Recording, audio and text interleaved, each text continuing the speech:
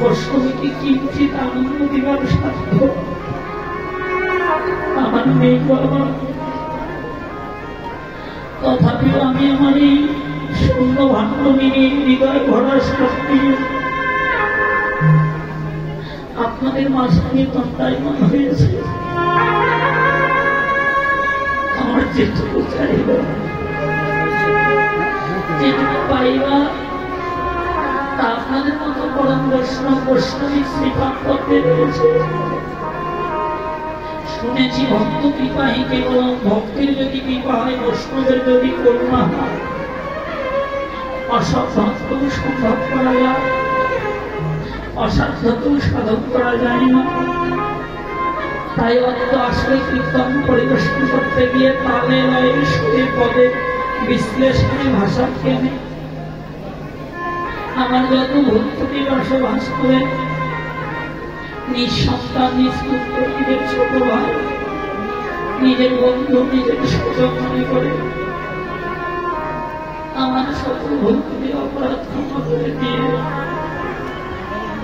আপনাদের শ্রীপাদ পদ্মের ধুলি দিয়ে এই অধমকে একটু আশীর্বাদ করবে, যেন অনাদিরাদি প্রাণ পবিত্র সর্বকারণের কারণ নিবি তিনি যেন আমার এই শূন্য ভাণ্ডারে হয়ে সংঘপক্ষ লয়ে ভক্ত মাঝে এসে তার কীর্তন তিনি পরিবেশন করেন।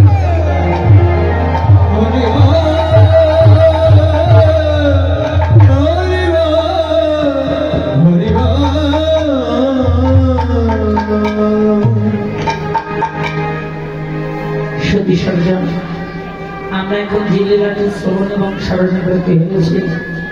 গৌরগোবিন্দের অপ্রাকৃত মধুর লীলা, মধ্যাহ্নকালীন লীলা, শ্রী শ্রী সূর্য পূজা, ভানুচলে কানু পূজা, কি করে জগৎজীবকে শিক্ষা দেওয়ার জন্য ভগবান এই লীলা করেছিলেন। এই লীলার মধ্যে দিয়ে আজকে আমরা আমাদের পরম প্রেমময় পরমেশ্বর ভগবানের শ্রীপাদ পদ্ধতি করে ভজন করতে হয় আমরা বুঝতে পারবো। তো লীলাটি পরিবেশন নেই স্মরণীয় সময়কাল 12 দণ্ডকাল, লীলাঙ্গন শ্রীবাসঙ্গ, লীলা বক্তা শ্রীমন গৌরসুন্দর নিজেই, লীলারাস আস্বাদনকারী শ্রীবাসঙ্গনের ভক্ত সজ্জন এবং লীলারাস স্মরণকারী আজকের সমাবেত ভক্ত কৃষ্ণ ভক্ত সজ্জন। আমি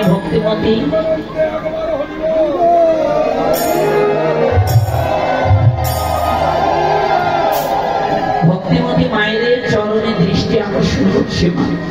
দয়া করে কীর্তন চলাকালীন আপনারা কেউ আসলে কথা বলবেন না, গালে হাত কিংবা মাথায় হাত দিয়ে থাকবেন না।